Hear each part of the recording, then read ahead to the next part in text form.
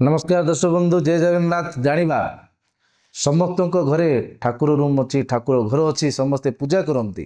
ठाकुर को किपरि प्रकार स्नान करने उचित, किभली स्नान कले ठाकुर कृपाटी आमको मिली थाए। कौन करती लोक मैंने कि किछि पानी ठाकुर उपरे एपरि रूपे छिटकती, अनुचित आज्ञा। जदि ठाकुर घरे कौन करेंगे, एक तंबार लोटा नेबे, किछि गंगा जल से पकातु एवं किछि जल मिशातु, चंदन बाटिकी से मिशातु, एक तुलसीर पत्र से पकातु, कुश कुश खंडीए से पकातु।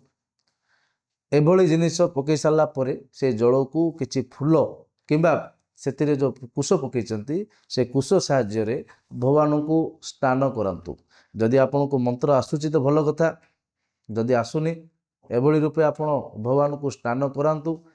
एभली स्नान करने द्वारा आपणकर ठाकुर घरे स्वच्छता सहित पॉजिटिव एनर्जी सकारात्मक शक्तिर वातावरण होता है एवं कुलदेवी सहित आराध्य जहाँ को पूजा करुँच निश्चित से आशीर्वाद आपन को मिलता है।